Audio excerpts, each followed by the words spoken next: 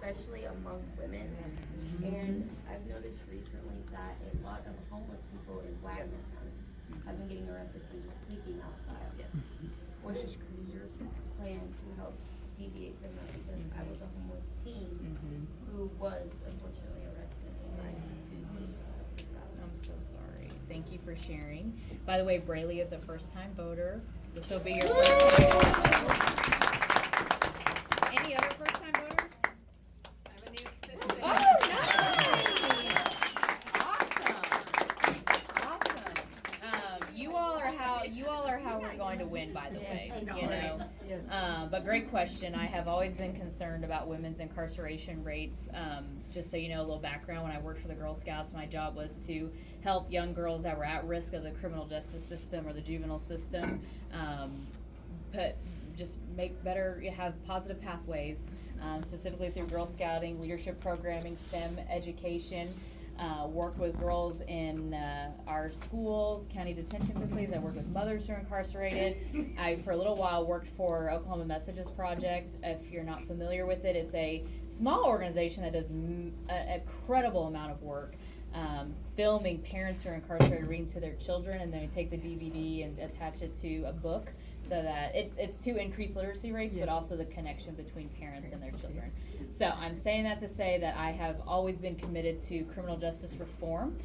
In the legislature, I've worked on issues around occupational licensing. That was probably the biggest area that I worked on. And then wrongful conviction compensation for those who are wrongfully incarcerated, that they are compensated by the state. I also voted against the legislation that would put people in our county jails if they're sleeping on or on government property, which is probably what you're witnessing right now. And so, all that to say, this is a combination, and you could probably speak to it too because of your own experience, is making sure that we are funding our Department of Mental Health and Substance Abuse Services, that people have the services that they need, funding 988, making sure that, and I know like 211 in Oklahoma City, what is it in Tulsa? 211. But it's not Heartline, it's, United Way, Tulsa United Way. yes, but it's still 211. Yeah. So, we've restored some funding with 211, thankfully. So these are incredible resources for people so they can find resources. Then on the other end, we have to fund the resources. And figuring out how we can leverage our tax dollars and do some private-public partnerships like Women in Recovery, Remerge. In Oklahoma County, we have CSU. I don't think they get, they may get some county dollars, but they don't get state dollars, but that's for youth who are experiencing homelessness.